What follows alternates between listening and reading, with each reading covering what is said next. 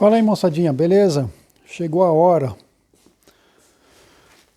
No último vídeo eu falei que mais uma hora de trabalho e seria necessário, eu poderia já dar partida. Na verdade, eu trabalhei sábado, ontem, o dia todo, e fiquei até quase que 1 hora da manhã trabalhando aqui. Só que não no motor, no carro. Por isso que eu montei os paralamas e não está ainda do jeito que eu quero. Quero desmontar esse aqui ainda para alinhar melhor. Mas na parte do motor está pronto. Se eu conectar o negativo da bateria e virar a chave, normalmente se eu trabalhei direito, corretamente, o motor tem que funcionar. Já coloquei gasolina no tanque e tudo está pronto. Eu só não vou ligar porque está faltando ainda o interruptor que eu não montei da bomba de combustível elétrica e esse pequeno módulo eletrônico que vai contar as horas de funcionamento do motor. Então a manutenção desse motor, desse carro, não vai ser feita em função dos quilômetros rodados, mas sim pelo tempo de trabalho. E ele funciona muito simples. O cabo vermelho aqui capta a corrente que passa no cabo de vela e a partir desse momento ele conta os minutos e registra. Então é um sistema que eu utilizo bastante no meu trabalho e funciona muito bem. Então está faltando isso. Mas eu poderia girar a chave e mostrar para vocês o motor tentando fazer ele funcionar. Poderia. Só que eu vou ligar e aí o quê? Eu vou ligar e mostrar um pouquinho aí para vocês e desligar. Então eu não vou respeitar o protocolo que eu tenho quando eu faço funcionar um motor.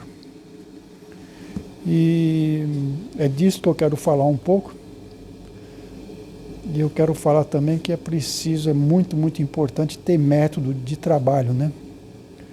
Muitas vezes a gente se afoba, fica muito apressado nos últimos momentos antes da partida e muitas vezes a gente acaba cometendo erro. Eu mesmo já fiz vários pequenos erros assim no começo da minha profissão, justamente por ser tão empolgado e querer. Hoje, de jeito nenhum, não faço isso. Então, provavelmente, eu vou ter que esperar ainda talvez uma semana, talvez até mais. Porque quando eu for ligar esse motor pela primeira vez, eu já tenho na minha mente, já tenho finalizado muito bem claro todo o processo que eu vou fazer para que esse motor funcione da melhor forma possível. Então, um detalhe, por exemplo, que talvez possa chamar a atenção aqui de vocês, o filtro de ar já está montado, definitivamente, entendeu? Então, mesmo na primeira partida, eu não vou funcionar jamais esse motor sem um filtro de ar, tá? Lembrando que um motor trabalhando sem filtro de ar, nas melhores condições possíveis, é 50% de vida útil a menos. Aí você vai falar, e os carros de corrida? Tem certas pessoas, certas equipes que podem até... Eu aqui na Europa eu nunca vi um carro de corrida, um só carro de corrida profissional sem filtro de ar, tá? Mas eu sei que tem muita gente que não usa filtro de ar, mas tem que saber o que você está fazendo, entendeu? Tem que estar ciente que o motor vai se desgastar muito mais sem filtro de ar. Então, como eu não quero ter problema, como eu quero fazer tudo para que eu não tenha problema, a mecânica já é complicada por si só. Então, não adianta eu querer me complicar minha vida ainda mais. Então, eu já faço ele dar partida pela primeira vez já com filtro de ar. Esse motor vai sofrer um processo de amaciamento? Sim, vai. Mas é um período que eu estimo relativamente curto, porque o amaciamento já foi feito quando eu retifiquei o motor. Isso eu vou falar em outro vídeo, que é muito mais complexo. O assunto é muito complexo, não é tão fácil assim de compreender. Tem muita gente que gosta de, antes de colocar o motor no carro, ligar o carro sem água, né? No caso aqui é um arrefecimento por água, líquido, né? E dar partida no chão. Eu nunca fiz isso, tá? O motor tem que trabalhar com um sistema de arrefecimento completo. Não tem nenhum fabricante de motor que vai dizer que você pode ligar o carro, o motor, sem o líquido de arrefecimento, entendeu? Então tem que ter uma maneira de trabalhar. Então aqui, o que eu fiz? Eu montei o máximo tudo, evitando o máximo imprevisto. Então, algo que eu vou fazer ainda, antes da primeira partida, eu vou dar um check-up em tudo. Se eu apertei realmente todos os parafusos. A maioria dos parafusos tem uma tinta, né, que eu coloco. Mas eu vou verificar, tá, para ter certeza absoluta. Eu vou verificar o nível do líquido. Eu vou verificar o nível do meu óleo. Esse motor tem uma particularidade bastante interessante, que ele tem um sistema de filtragem típica desses anos, que é uma filtragem parcial. Hoje em dia nós estamos acostumados com motores que teoricamente filtram, teoricamente, tá? Porque na prática é outra coisa, que teoricamente o óleo passa por um filtro, e somente depois de passar por o filtro vai ser encaminhado nas partes móveis do motor. Esse motor não. O único pequeno filtro que tem é uma peneira no pescador. Depois vai direto nas partes móveis. Aí aqui realmente tem um filtro, mas é o excedente de pressão que vai vir aqui. E o furo que tem aqui dentro, ele tem em torno de 1 milímetro de diâmetro. Então, até que todo o óleo passe por esse filtro, vai demorar muito tempo, tá? Vai precisar de mais de 1 hora de trabalho para passar. Então, é assim, como que eu mantenho o óleo limpo nesse tipo de motor antigo? Trocando o óleo. Então, se você aumenta a frequência das trocas de óleo, nesse tipo de motor, você está garantindo o bem-estar desse motor. Você está prolongando a vida útil dele, assim. Você está melhorando o sistema de lubrificação. Tá? Nos casos dos motores modernos, o óleo passa realmente pelo filtro, mas quando o óleo está frio e a densidade está muito elevada, vai abrir uma válvula essa válvula pode estar no motor, mas pode estar também no próprio filtro e vai passar direto. O que acontece na maioria dos casos, e principalmente também em rotação mais alta, porque o filtro não tem essa capacidade de filtrar tudo, entendeu? Um filtro de corrida para motores de corrida já tem mais essa capacidade, simplesmente porque ele filtra muito menos do que um filtro de carro do todo dia, entendeu? De um carro comum. Então tem gente que quer utilizar um filtro de carro de corrida num carro do dia a dia, a pior coisa que vai fazer, entendeu? Porque ele filtra muito menos. Por quê? Porque o carro de corrida, o motor foi montado muito bem, utiliza um óleo muito bom óleo, mas o óleo vai ser trocado com uma frequência enorme. Depois ele tem uma durabilidade muito pequena. Então a gente vai utilizar um filtro que filtra menos, porque o motor está impecavelmente em bom estado, entendeu? Então eu não tenho que ficar filtrando partículas finas, entendeu? Porque durante o período de utilização, durante a corrida, o motor está em perfeitas condições. Não é o caso do motor do dia a dia. Ele é feito para durar 100 mil quilômetros, 150, 200, 300 mil quilômetros. Então, o óleo tem que ser muito, muito bem filtrado. Então, quando você trabalha com motores antigos, a melhor coisa que você pode fazer é trocar com muita, muita frequência. Aqui eu estou com um combustível de boa qualidade. Então, quando eu ligar minha bomba elétrica, eu já vou carregar o meu sistema. Aí vocês vão... Eu vou mostrar, tá, pessoal? Para vocês quando eu for ligar pela primeira vez. Mas quando eu for ligar pela primeira vez, eu vou colocar o Jeep para fora, entendeu? Então eu tenho que colocar o Dodge para fora da oficina, porque eu não tenho sistema de evacuação dos gases aqui na minha garagem. E já faz mais de 2 semanas que nós estamos com temperaturas negativas aqui na Bélgica. E quem diz temperatura negativa diz que a prefeitura joga sal nas ruas. Então eu não vou tirar o Dodge para fora, porque eu vou passar por cima do sal, e isso é muito ruim para a carroceria, entendeu?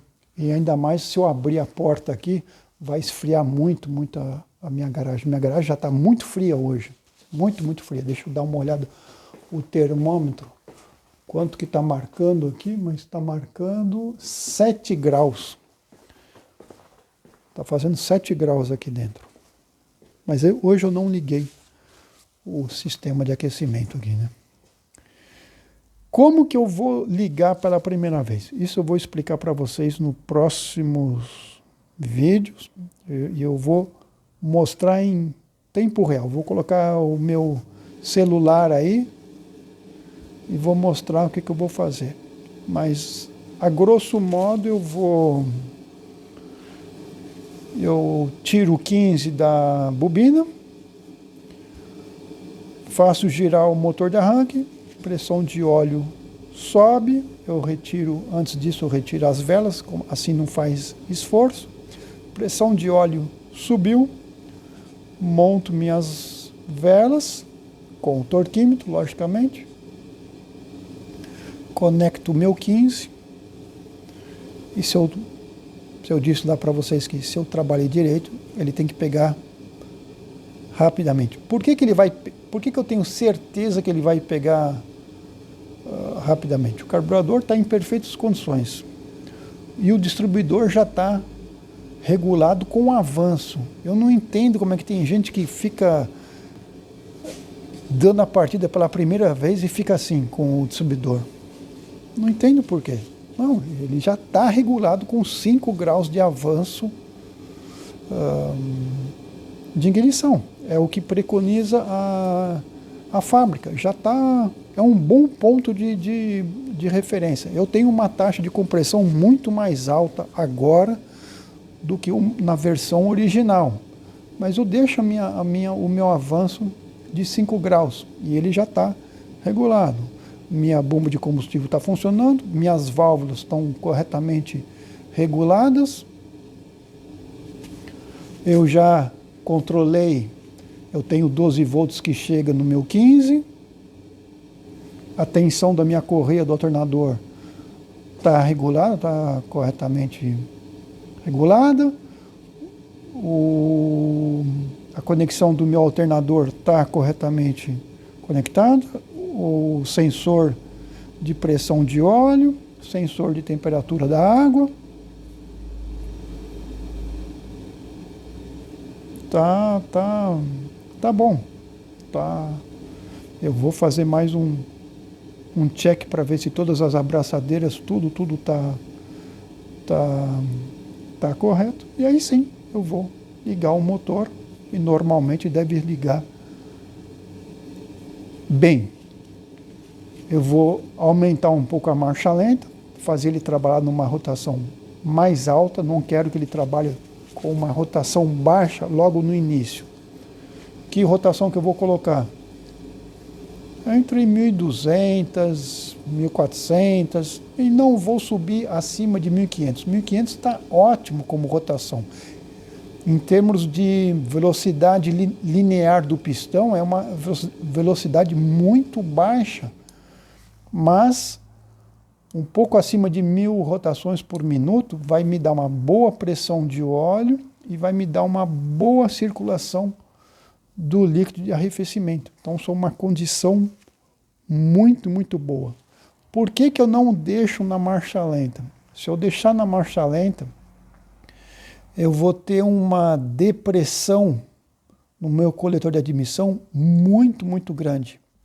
E isso talvez vai provocar um consumo de óleo desnecessário, visto que meus anéis não estão devidamente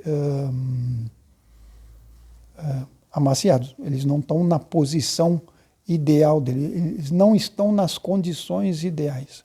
Então, esse primeiro funcionamento que eu vou fazer é simplesmente para ver se não tem nenhum vazamento, se não tem um ruído estranho. É um check que a gente vai fazer. Quanto tempo vai durar isso aí? 10 minutos. 10 minutos é suficientemente longo para ver se já tem um primeiro problema. Se tiver um problema, eu paro na hora e vou resolver o que tem que resolver. Normalmente, quando eu tenho um problema logo no início, a culpa é minha. É a culpa da pessoa que é o responsável. Tem alguma coisa que não está funcionando direito. Tem alguma coisa que está errada. Tá? É evidente, é evidente. Ah, tem um defeito numa peça.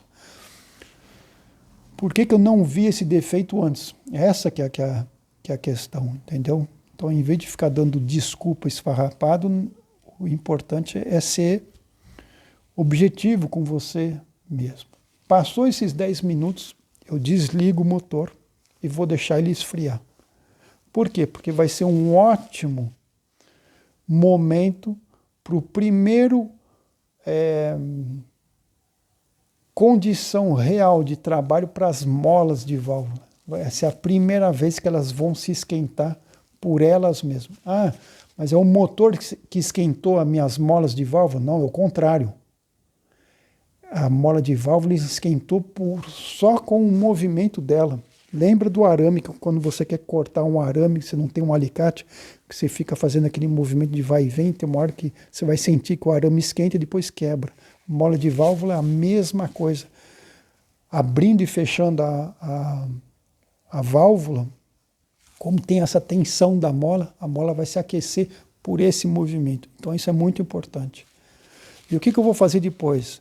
Durante o período de resfriamento do motor, eu vou virar, como é um 4 cilindros, eu vou virar 1/4 de giro a cada 5, 6 minutos, até o motor esfriar.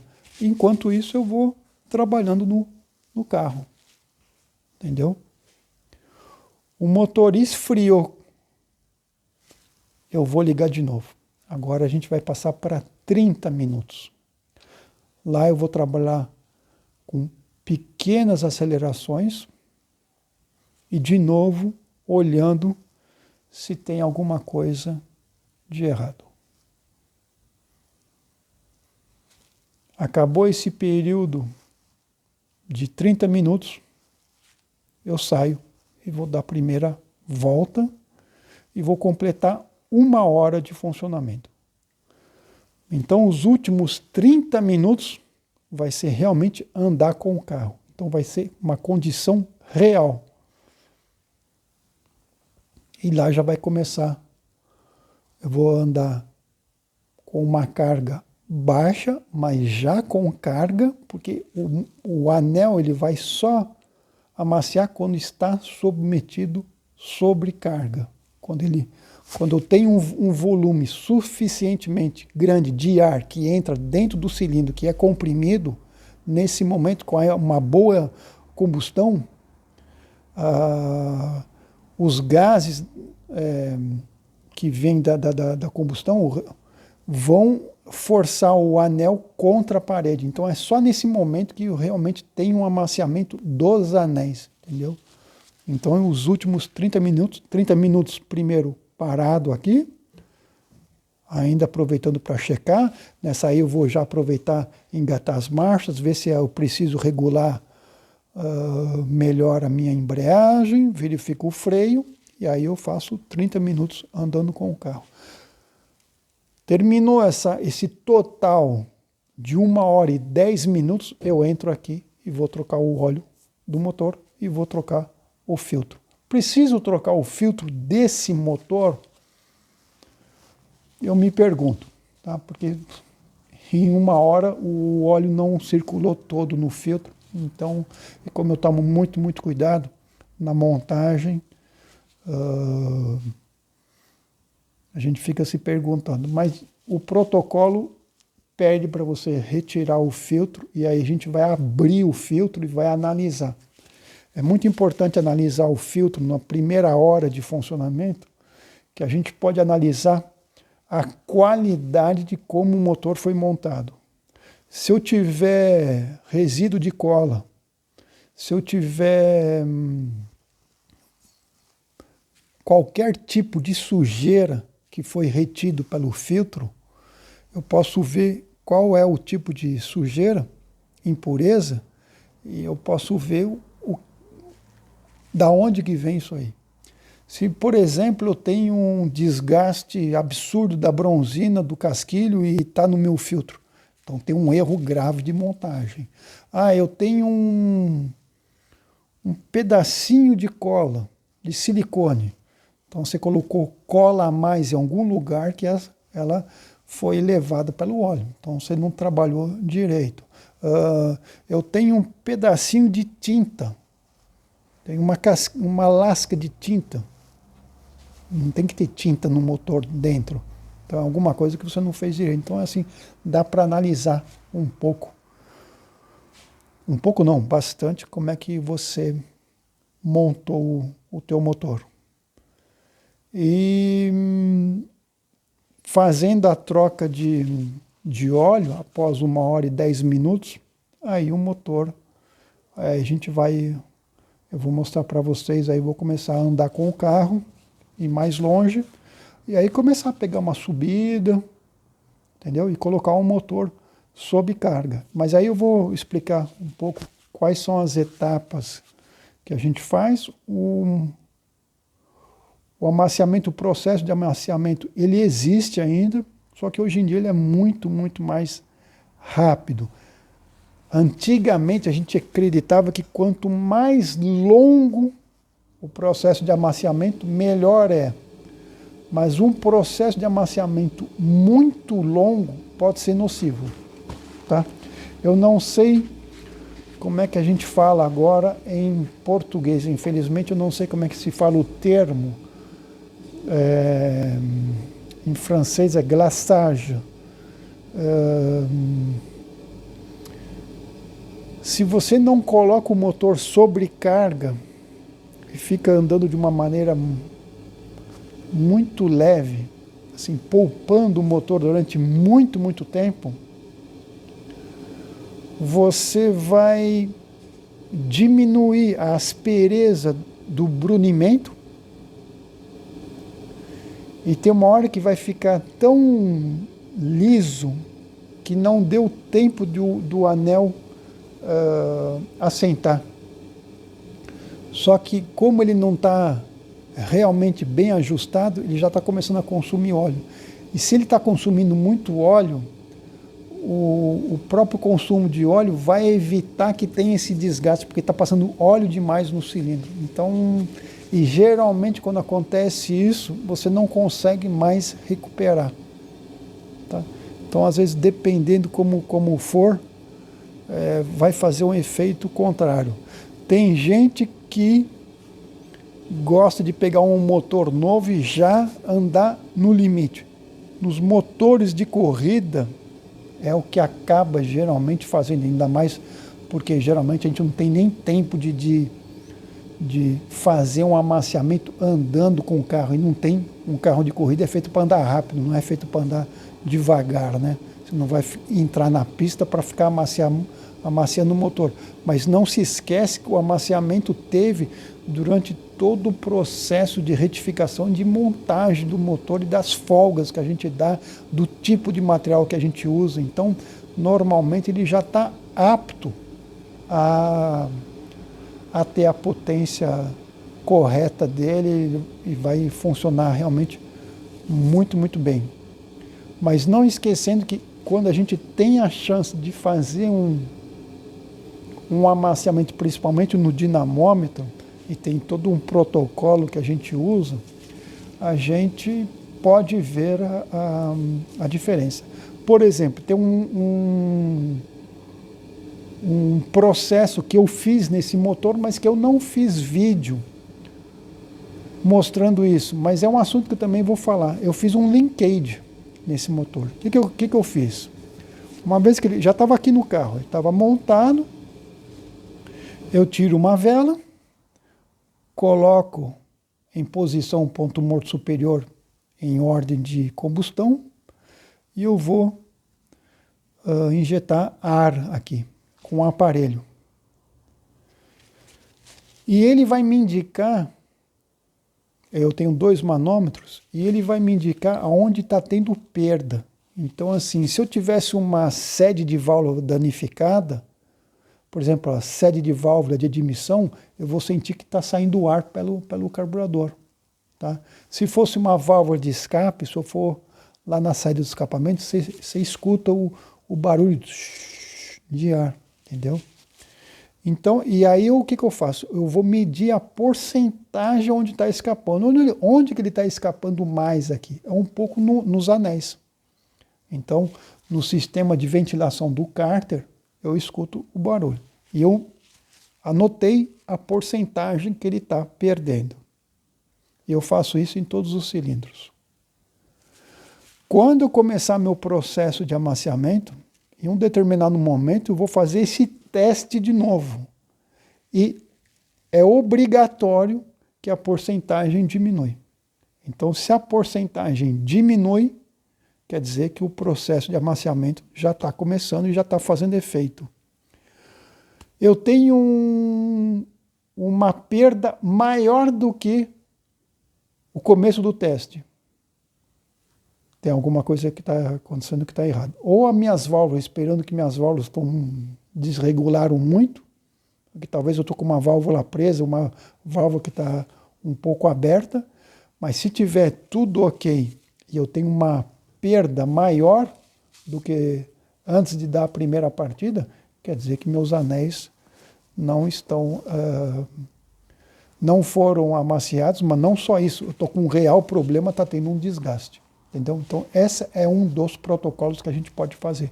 Quando eu estou no dinamômetro, eu faço isso, e depois com um aparelho especial, eu coloco um aparelho especial na ventilação do cárter.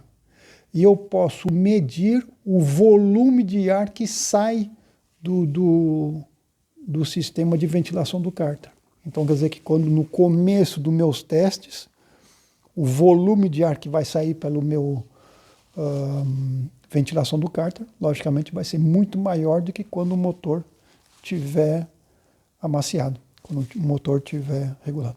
Quando a gente tem uma aparelhagem ainda mais sofisticada, eu tenho isso no meu trabalho, ele mede a quantidade de óleo que está saindo, de ar e de óleo que tá saindo pelo sistema de ventilação do cárter. Infelizmente, eu não posso mostrar onde eu trabalho, mas nada me impede de explicar de uma maneira modesta para vocês os processos que existem, tá?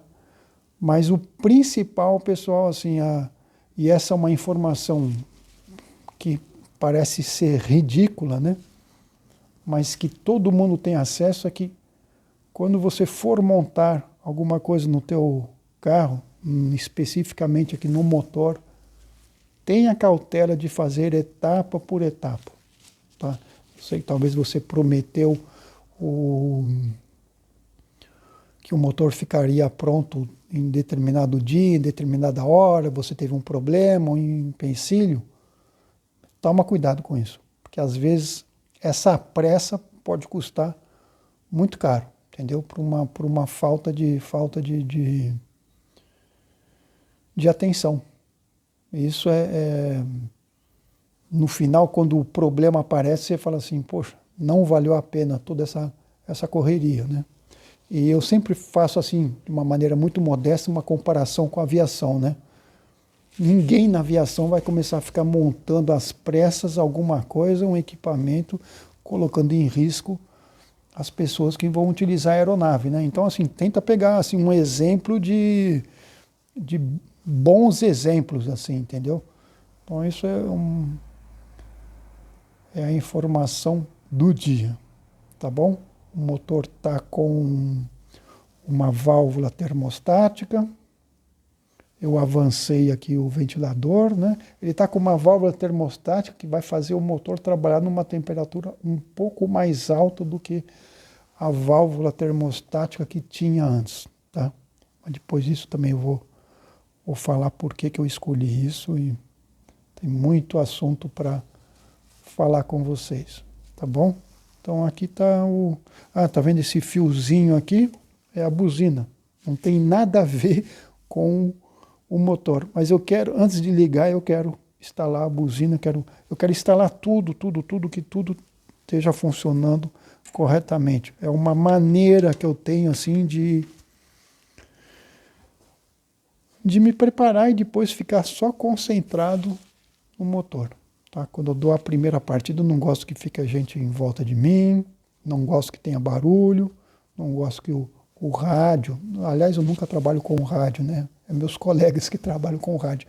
Eu não trabalho com rádio quando estou realmente muito concentrado. Eu não quero barulho em volta de mim para não ficar distraído, tá bom? A mecânica já é bastante complicada desse jeito. Falou, moçadinha. Não se esqueçam de se inscrever no Refúgio dos Motores. Forte abraço para vocês aí. Falou!